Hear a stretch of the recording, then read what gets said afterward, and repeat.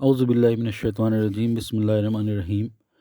بہقی نے حضرت سلمان فارسی رضی اللہ تعالیٰ عنہ سے روایت کیا ہے کہ ماہ شعبان کی آخری تاریخ کو رسول اللہ صلی اللہ علیہ وسلم نے ہمیں ایک خطبہ دیا۔ اس میں آپ صلی اللہ علیہ وسلم نے ارشاد فرمایا، اے لوگوں، تم پر ایک عظمت اور برکت والا مہینہ سایہ فغن ہو رہا ہے۔ اس مبارک مہینے میں ایک رات شب قدر 1000 مہینوں سے بہتر ہے۔ اس مہینے کے روزے اللہ تبارک و تعالیٰ نے فرض کیے ہیں، اور اس کی راتوں کو بارگاہ خدا بندی میں کھڑے ہونا یعنی تراویح پڑھنے کو نفل عبادت قرار دیا ہے، جس کا بہت بڑا ثواب رکھا ہے۔ جو شخص اس مہینے میں اللہ کی رضا اور اس کا قرب حاصل کرنے کے لیے کوئی غیر فرض عبادت یعنی سنت یا نفل ادا کرے گا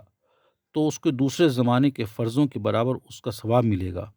اور اس مہینے کے فرض ادا کرنے کا ثواب دوسرے زمانے کے 70 فرضوں کے برابر ملے گا۔ یہ صبر کا مہینہ ہے، اور صبر کا بدلہ جنت ہے۔ یہ ہمدردی اور غمخواری کا مہینہ ہے، اور یہی وہ مہینہ ہے جس میں مومن بندوں کے رزق میں اضافہ کیا جاتا ہے۔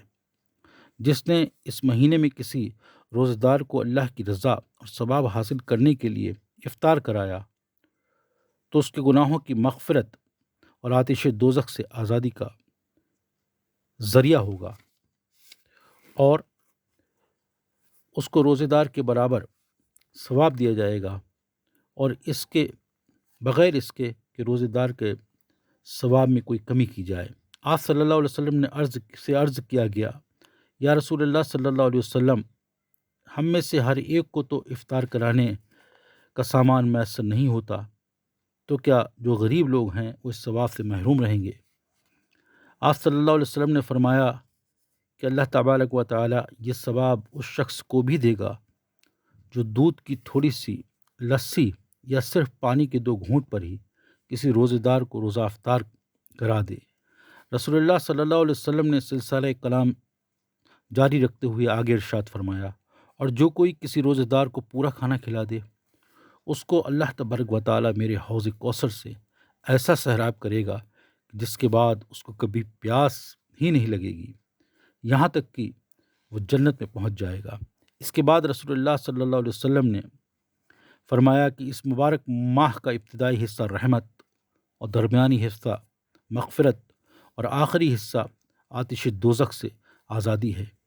اس کے بعد آپ صلی اللہ علیہ وسلم نے فرمایا، اور جو آدمی اس مہینے میں اپنے غلام یا خادم سے کام پر تخفیف اور کمی کر دے گا، اللہ تبارک و تعالی اس کی مغفرت فرما کر اس کو دوزخ سے رہائی اور آزادی دے گا۔ بعض روایت میں اتنا اور اضافہ ہے کہ رسول اللہ صلی اللہ علیہ وسلم نے فرمایا کہ اس مبارک موقع پر اس 4 کام کثرت سے کرو۔ اس میں سے 2 کام ایسے ہیں کہ ان کے ذریعے تم اپنے پروردگار کو راضی کرو گے، اور 2 کام ایسے ہیں کہ جس سے تم کسی بھی طرح بے نیاز ہو ہی نہیں سکتے۔ وہ 2 کام جن کے ذریعے خدا پاک کی خوشنودی حاصل ہوگی وہ یہ ہیں، پہلا یہ تو کلمہ طیبہ کا زیادہ سے زیادہ ورد جاری رکھو، لا الہ الا اللہ محمد رسول اللہ، اور دوسرا